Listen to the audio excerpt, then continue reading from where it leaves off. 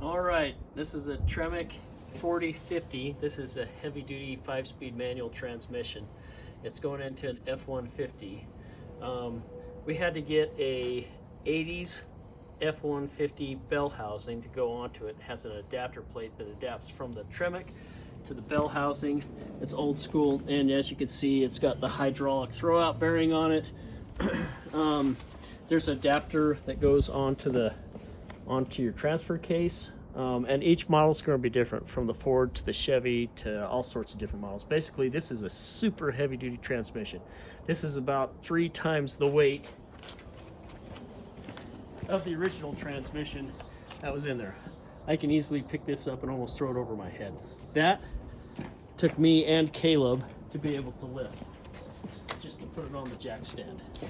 It's probably a good 200-pound transmission, heavy-duty 5-speed, rated for well over 600 foot-pounds of torque.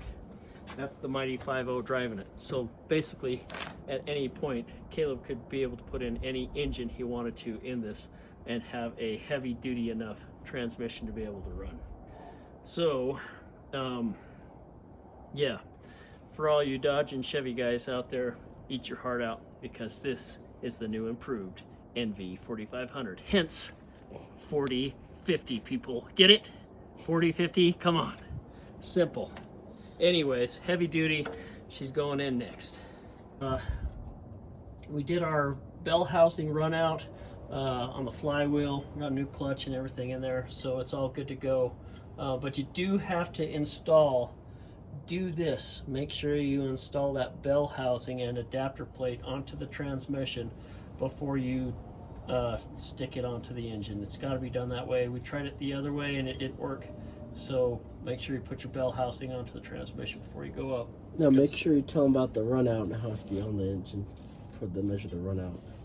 Yeah, and then we did the run out. You know, we had the bell housing originally on the engine there without the clutch on the flywheel, and just did a run out there, and the run out is good.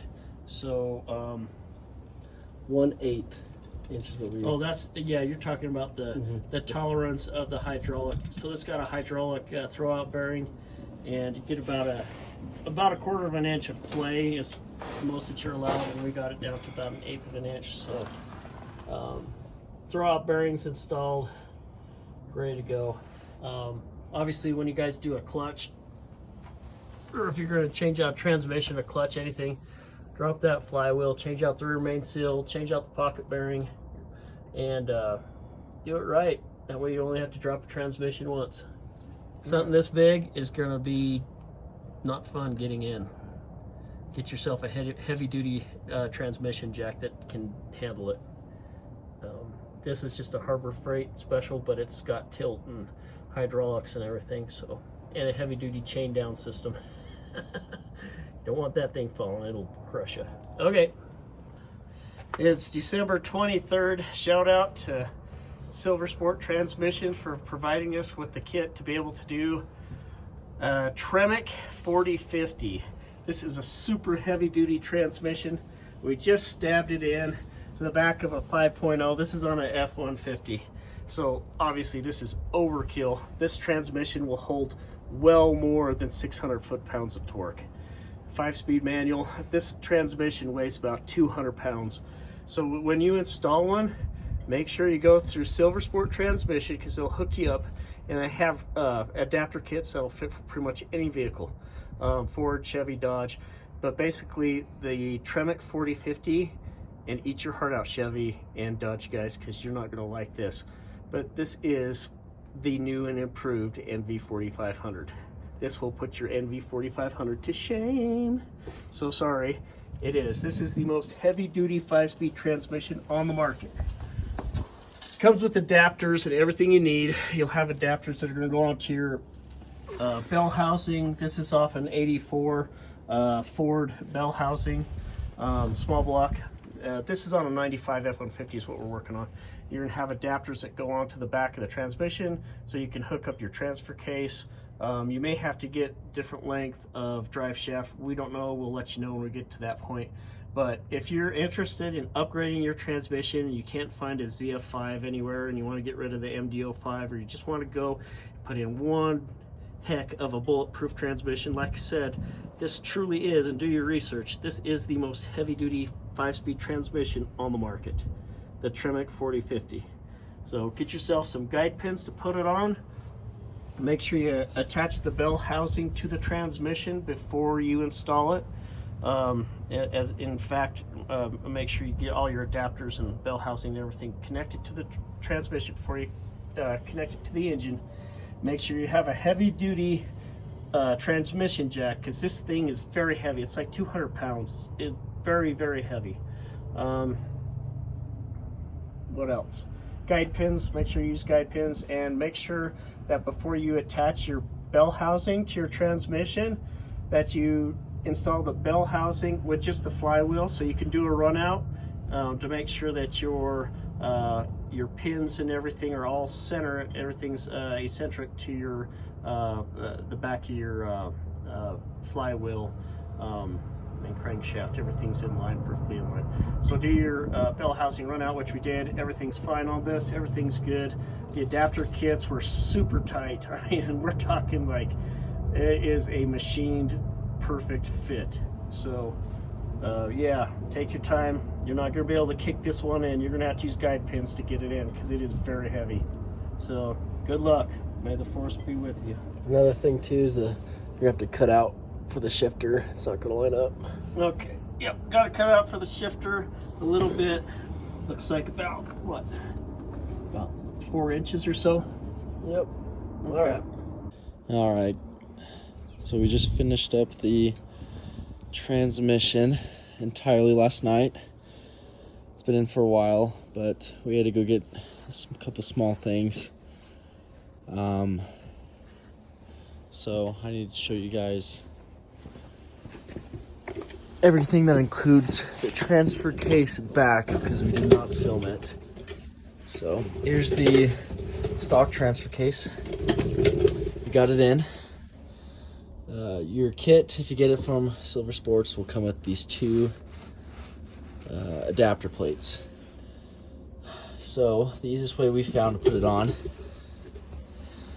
this one obviously goes to the transfer case, and this one goes to the back of the transmission. Now, they have a million different holes, I don't know if you can't see, and those are set so that you can raise and lower this angle of this transfer case. Now, the stock transmission had it hanging just a hair bit lower, but we couldn't get it to the same position because the next one lower would have made the shaft hit this cross member. But we got as close as possible. It runs good. We tested it. It worked. So we were able to get it filled up. The only thing I will say is when you're filling her up with fluid, what we needed to do was we couldn't get the stock amount of fluid in there, so we had to run up the whole right side of the truck onto just some those right there. I can't think of the name right now, but used those, drove the truck up on it, and then we were able to get her filled up. Another thing that we didn't show you guys is actually the drive shafts still work. These are the stock drive shafts. Now, it is a little bit shorter, but it has just enough play that will be all right for now. Obviously, you got to get a longer one, but I mean, you could even see from the old transmission to where it is now, it's only half an inch, maybe. So, but it works. We drove it last night, no problems. Front drive shaft, no problems whatsoever. It went in perfectly. Now, the only thing that we are working now on is the four-wheel drive linkage. Right here. I have it in the cab, but not mounted yet, because on the Mazda transmission, there is a spot to bolt the linkage up so that it holds it in place. So that's going to be something custom that we're going to have to do. We're going to have to weld up some kind of bracket to bolt this bolt to hold the linkage into place. Hydraulics are all done. Yeah, it's all in, topped off. Drove it last night, and it drove great. Now inside the cab,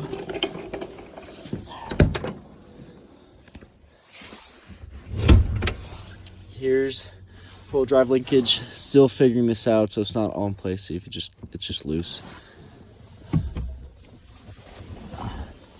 Here's the actual shifter. We ended up having to cut it back just a little bit, if you can't see. So stock, it would just go like up here, but reverse. So it was just a little bit too far back.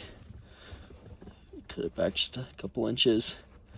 And it feels like it's a short throw, so it has plenty of room. Another thing is the piston for the clutch pedal.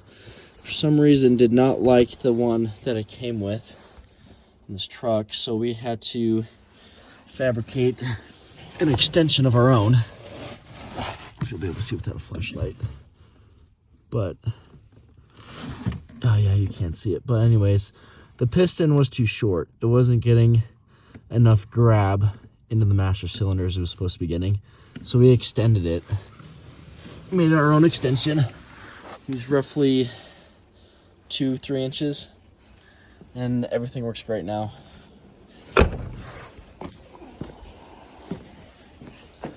This engine's getting completely redone at the moment, so we have a market bag covering the intakes. It's getting a Edelbrock EFI system put on it, and we drove it last night. It drove great. So if you are ever interested in knowing how to do that, I'll explain it too. But here's the master cylinder. Looks just like the stock one with their own line, and that all worked great. We had to bleed it. It took a while to figure it out, but once we got it, we got it. But yeah, she runs, and she runs good. I'll make another video of me driving it so that y'all can see it. The transmission's very tight. You definitely have to give it a second because it's so new to shift. But once it goes, and it runs nicely.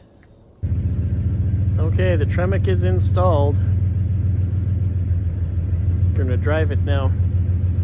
Ooh, got the reverse lights even. Look at that. So what's really nice about that Tremec, this is a 4050. So this has got crawler gears. It's a 6.1 reverse and a 6.16 first gear. So this thing's got rock crawler gears for first and reverse. Makes it really nice. So